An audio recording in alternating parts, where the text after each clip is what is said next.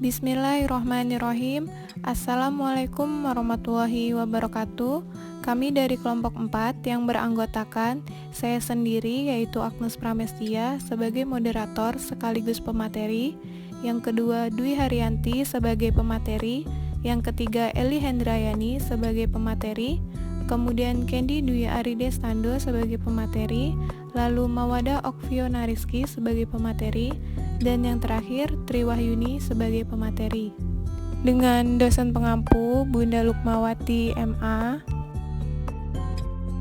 Pada presentasi kali ini, kelompok kami akan membahas materi mengenai perkembangan sosio-emosional dewasa akhir. Baik, langsung saja. Untuk materi yang pertama akan dijelaskan oleh saya sendiri. Pengertian dewasa akhir. Masa dewasa akhir disebut juga masa penutupan dalam rentang hidup pada seseorang, di mana masa ini bisa dikatakan masa yang beranjak jauh dari kehidupan atau masa sebelumnya. Dalam pandangan psikologi, masa tua atau lansia memiliki umur sekitar 60 sampai meninggal, di mana pada usia ini terjadi penurunan kekuatan fisik dan penurunan daya ingat seseorang. Masa dewasa akhir ini merupakan proses perubahan menjadi tua. Proses perubahan ini dialami dengan berubahnya fisik dan juga psikis pada seseorang.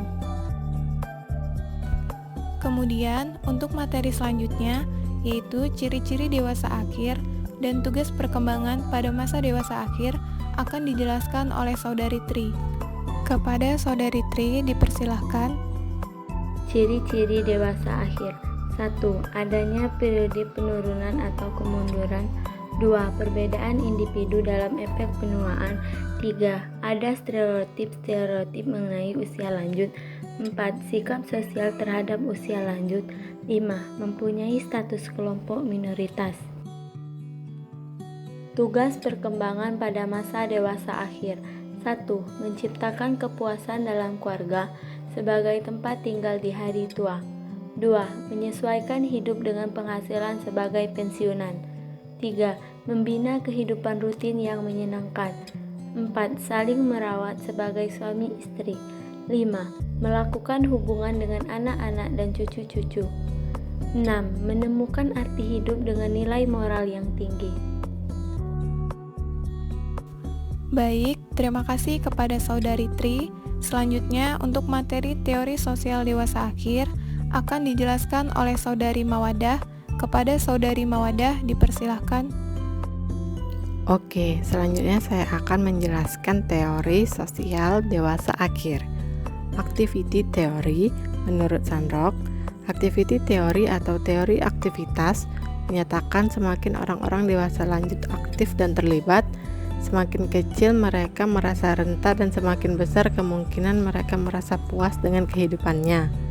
Teori ini menyatakan bahwa individu-individu seharusnya melanjutkan peran-peran masa dewasa tengahnya. Terima kasih kepada Saudari Mawadah. Selanjutnya, untuk materi perkembangan sosio-emosional dewasa akhir akan dijelaskan oleh Saudara Kendi. Kepada Saudara Kendi dipersilahkan. Baiklah, di sini saya akan menjelaskan sedikit tentang perkembangan sosio-emosional dewasa akhir. Menurut Kepala Pusat Studi Sumber Daya Lansia di Universitas Negeri Yogyakarta, Siti Partini Suadiman, selain perubahan fisik dan kognitif, lansia juga mengalami perubahan sosio-emosional. Dalam hal ini, lansia mengalami peristiwa-peristiwa yang signifikan, antara lain berhenti dari pekerjaan atau pensiun, dan juga bisa ditinggalkan oleh anak yang telah beranjak dewasa dan menikah. Bukan hanya itu, perubahan segi sosio-emosional mencakup perubahan peran dalam lingkungan sosial dan berkurangnya interaksi dengan pihak lain, karena lansia menjadi lebih selektif untuk memilih jaringan sosialnya. Lansia lebih memilih seseorang yang telah dikenal untuk bertukar pikiran dan dapat memberikan kepuasan emosional bagi mereka. Selain itu, lansia juga menghadapi peristiwa-peristiwa yang signifikan. Terima kasih kepada Saudara Kendi. Selanjutnya, untuk materi stereotip orang-orang dewasa akhir, serta materi etnisitas, gender, dan kebudayaan akan dijelaskan oleh Saudari Eli. Kepada Saudari Eli, dipersilahkan. Stereotipe orang-orang dewasa akhir. Ageism adalah persangka terhadap orang-orang dewasa lanjut. Terlalu banyak stereotipe negatif untuk orang-orang dewasa lanjut yang masih ada. Orang usia lanjut mungkin dipandang tidak mampu untuk berpikir jernih, mempelajari sesuatu yang baru, menikmati seks, memberi kontribusi terhadap komunitas, dan memegang tanggung jawab pekerjaan. Isu-isu kebijakan terhadap komunis usia lanjut. Yang pertama, penghasilan. Yang kedua, pengaturan tempat tinggal.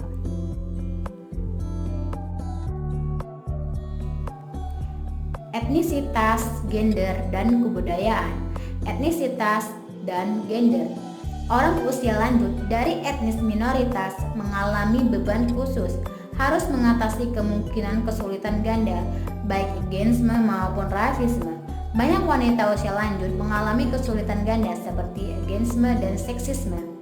Peran-peran gender. Terdapat bukti yang lebih kuat bahwa laki-laki menjadi lebih feminim, bersifat pengasuh, dan sensitif sebagai seorang dewasa lanjut dibandingkan bukti yang mendukung bahwa wanita menjadi lebih maskulin, asertif, dan dominan sebagai seorang dewasa lanjut. Kebudayaan.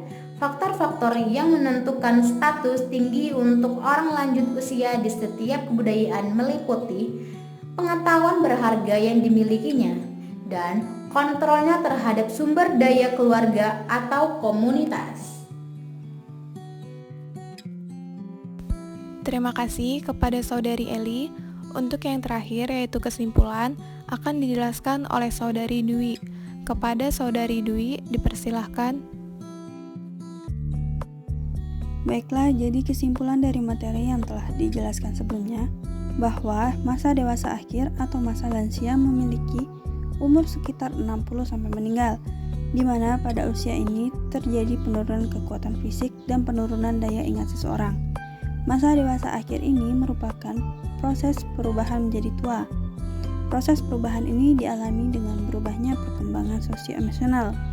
Masa dewasa akhir disebut juga masa penutupan dalam rentang hidup pada seseorang, di mana pada masa ini bisa dikatakan masa yang beranjak jauh dari kehidupan atau masa sebelumnya.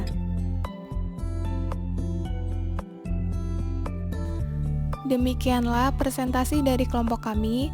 Kepada teman-teman yang telah menyaksikan video presentasi kami ucapkan terima kasih dan mohon maaf apabila ada salah kata. Kami akhiri, billahi taufiq wal hidayah. Wassalamualaikum warahmatullahi wabarakatuh.